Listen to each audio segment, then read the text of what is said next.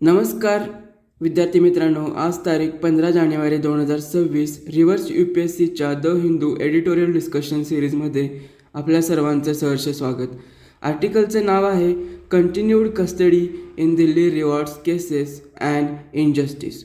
हा मुद्दा UPSCच्या GS2 मधला ज्युडिशरीचा टॉपिक आणि GS3 मधला इंटरनल सिक्युरिटीचा टॉपिक या दोन घटकांच्या दृष्टिकोनातून महत्त्वाचा आहे.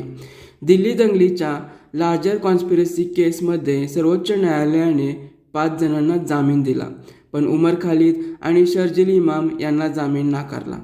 आता प्रश्न आहे, खटला सुरूच नाही तरी 5 वर्षांपेक्षा जास्त काळ तुरुंगात ठेवणं न्याय्य आहे का? कारण आपल्या संविधानातील अनुच्छेद 21 अंतर्गत जलद खटला हा मूलभूत अधिकार मानला जातो. या प्रकरणात लेखकाने एक मोठा मुद्दा मांडला आहे.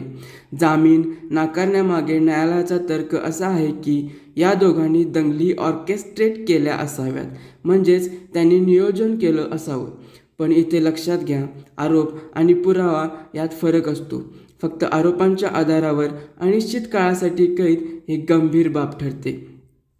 दुसरा महत्त्वाचा मुद्दा म्हणजे UAPA कायदा. यात कलम 15 मध्ये बाय एनी ऑदर मीन्स असा शब्दप्रयोग आहे. न्यायालयाने त्याचा अर्थ खूप व्यापक घेतला आणि त्यात चक्का जाम यांसारख्या कृतीही येऊ शकतात असा संकेत दिला. आता याचा परिणाम काय, तर राज्याला कोणती कृती दहशतवादी म्हणून मांडायची यामध्ये खूप मोठा वाव मिळतो. आणखीन एक गंभीर गोष्ट म्हणजे कलम 43D सेक्शन 5, जिथे प्रायमा फेसी केस दिसली तर जामीन मिळणं फार कठीण होतं. म्हणून या लेखाचा निष्कर्ष स्पष्ट आहे. खटला न चालवता दीर्घकाळ कारावास भोगावा लागणे ही अन्यायकारक स्थिती आहे आणि अशा प्रकरणात आंधळा विश्वास न ठेवता काटेकोर छाननी आवश्यक आहे. या आर्टिकलची विस्तृत नोट आमच्या टेलिग्राम चॅनलवरून डाउनलोड करू शकता.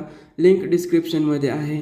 15 जानेवारी 2026च्या न्यूजपेपरमध्ये पब्लिश झालेले इतर एडिटोरियल्स समजून घेण्यासाठी चॅनलला व्हिजिट करा.